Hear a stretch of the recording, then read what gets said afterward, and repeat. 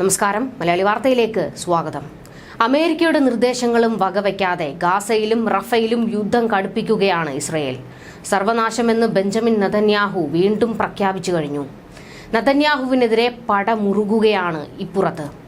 യുദ്ധക്കുറ്റങ്ങളുടെ പേരിൽ ഇസ്രയേൽ പ്രധാനമന്ത്രി ബെഞ്ചമിൻ നെതന്യാഹുവിനും പ്രതിരോധ മന്ത്രി യോവ് ഗാലന്റിനും മറ്റ് സൈനിക ഉദ്യോഗസ്ഥർക്കുമെതിരെ അറസ്റ്റ് വാറണ്ട് പുറപ്പെടുവിക്കാൻ ഒരുങ്ങി അന്താരാഷ്ട്ര ക്രിമിനൽ കോടതി.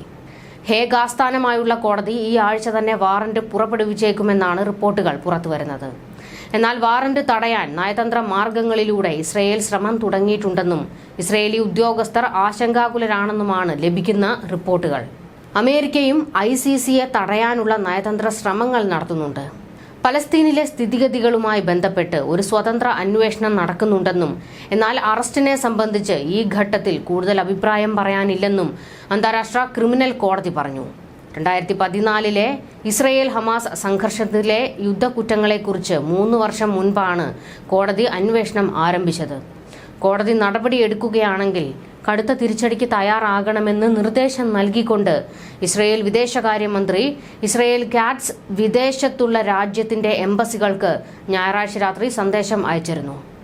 തനിക്കും മറ്റ് ഇസ്രയേൽ ഉദ്യോഗസ്ഥർക്കുമെതിരെ അറസ്റ്റ് വാറന്റ് പുറപ്പെടുവിക്കുമെന്ന ആശങ്കയിലും സമ്മർദ്ദത്തിലുമാണ് പ്രധാനമന്ത്രി ബെഞ്ചമിൻ നെതന്യാഹുവെന്ന് ഇസ്രയേൽ സർക്കാർ പറയുന്നു.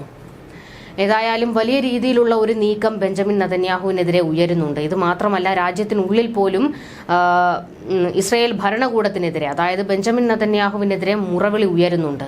ഈ യുദ്ധം അവസാനിപ്പിക്കൂ എന്ന ആവശ്യം പലരും ഉയർത്തുന്നുണ്ട്. ഇതിനോടകം തന്നെ ഇസ്രയേലിനും കനത്ത നാശനഷ്ടങ്ങൾ ഉണ്ടായിട്ടുണ്ട്, ആൾനാശവും സംഭവിച്ചിട്ടുണ്ട്. അതിന്റെ കൂടെയാണ് ജനങ്ങൾ പോലും ബെഞ്ചമിൻ നെതന്യാഹുവിനെതിരെ തിരിഞ്ഞിരിക്കുന്നത്.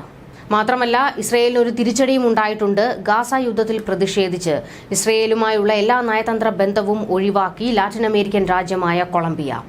അന്താരാഷ്ട്ര തൊഴിലാളി ദിനത്തിൽ സംസാരിക്കവേ കൊളംബിയൻ പ്രസിഡന്റ് ഗുസ്താവോ പെട്രോയാണ് ഇക്കാര്യം പ്രഖ്യാപിച്ചത്. ഗാസയിലെ അതിക്രമത്തിന് മുന്നിൽ ലോകരാജ്യങ്ങൾ നിഷ്ക്രിയരായി നിൽക്കരുതെന്നും അദ്ദേഹം പറഞ്ഞു. ഇസ്രയേലുമായുള്ള എല്ലാ നയതന്ത്ര ബന്ധവും മുറിക്കുകയാണെന്ന് നിങ്ങൾക്ക് മുൻപിൽ ഞാൻ പ്രഖ്യാപിക്കുന്നു. വംശഹത്യയ്ക്ക് നേതൃത്വം നൽകുന്ന ഒരു സർക്കാരും ഒരു പ്രസിഡന്റുമാണ് ഇസ്രയേലിലേത്. തലസ്ഥാനമായ ബോഗോട്ടയിൽ സംസാരിക്കവേ ഗുസ്താവോ പെട്രോ പറഞ്ഞു. ഇടതുപക്ഷക്കാരനായ പെട്രോ 2022 കൊളംബിയയുടെ പ്രസിഡന്റായത്.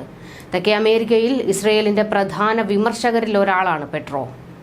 ഇസ്രയേൽ പ്രതിരോധ മന്ത്രി യോവ് ഗാലന്റ് ജൂതരിലെ നാസികളുടെ ശബ്ദത്തിലാണ് സംസാരിക്കുന്നതെന്ന് ഗാസ അധിനിവേശത്തിന്റെ ആദ്യ ദിനങ്ങളിൽ തന്നെ ഗുസ്താവോ പെട്രോ വിമർശിച്ചിരുന്നു. ഗാസയിൽ മനുഷ്യമൃഗങ്ങൾക്കെതിരെയാണ് തങ്ങളുടെ പോരാട്ടമെന്ന ഗാലന്റിന്റെ പ്രസ്താവന ചൂണ്ടിക്കാട്ടിയായിരുന്നു കൊളംബിയയുടെ വിമർശനം.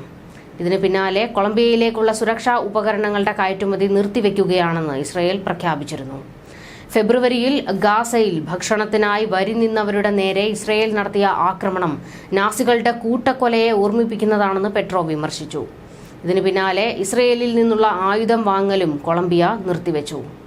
ഇതിനിടെ അമേരിക്കൻ സർവകലാശാലകളിൽ പലസ്തീൻ അനുകൂല സമരത്തെ തുടർന്നുള്ള സംഘർഷം രൂക്ഷമാകുകയാണ്. 24 മണിക്കൂറിനിടെ 400ഓളം സമരക്കാരെ പോലീസ് അറസ്റ്റ് ചെയ്തിട്ടുണ്ട്. സംഘർഷത്തെ തുടർന്ന് കൊളംബിയ സർവകലാശാലയിൽ സെമസ്റ്റർ പരീക്ഷകൾ റിമോട്ട് അടിസ്ഥാനത്തിലേക്ക് മാറ്റി. പല സർവകലാശാലകളിലും പ്രതിഷേധം ശക്തമാണ്. പലസ്തീൻ ജനതയെ പ്രതിസന്ധിയിലാക്കുന്ന ഇസ്രയേലിനെ അമേരിക്ക പൂർണ്ണമായും തള്ളിപ്പറയണമെന്നതാണ് ആവശ്യം. അമേരിക്കൻ ക്യാമ്പസുകളിൽ വ്യാപകമായ പലസ്തീൻ അനുകൂല പ്രക്ഷോഭങ്ങൾ തുടരുമ്പോൾ വിവിധ സർവകലാശാലകളിൽ സമരം അടിച്ചമർത്താനുള്ള പോലീസ് നീക്കങ്ങളിൽ ചിലത് സംഘർഷത്തിൽ കലാശിച്ചു. കൊളംബിയ സർവകലാശാലയിൽ നിന്ന് പലസ്തീൻ അനുകൂല പ്രതിഷേധക്കാരെ പോലീസ് അറസ്റ്റ് ചെയ്ത് നീക്കി. വിദ്യാർത്ഥികൾ ഹാമിൽട്ടൺ ഹാള് കൈയടക്കുകയും ഗാസയിലെ ഇരകളുടെ ബഹുമാനാർത്ഥം ഹിൻസ് ഹാൾ എന്ന് പുനർനാമകരണം ചെയ്യുകയും ചെയ്തതിന് പിന്നാലെയാണ് നടപടി. ന്യൂയോർക്കിലെ ഫോർഡം യൂണിവേഴ്സിറ്റിയിൽ ക്യാമ്പസിൽ സമരക്കാർ തമ്പടിച്ചിരിക്കുകയാണ്. പല സർവകലാശാലകളിലും സംഘർഷാവസ്ഥ തുടരുകയാണ്. വലിയ പ്രതിസന്ധിയാണ് അമേരിക്കയിൽ ഉടലെടുത്തിരിക്കുന്നത്.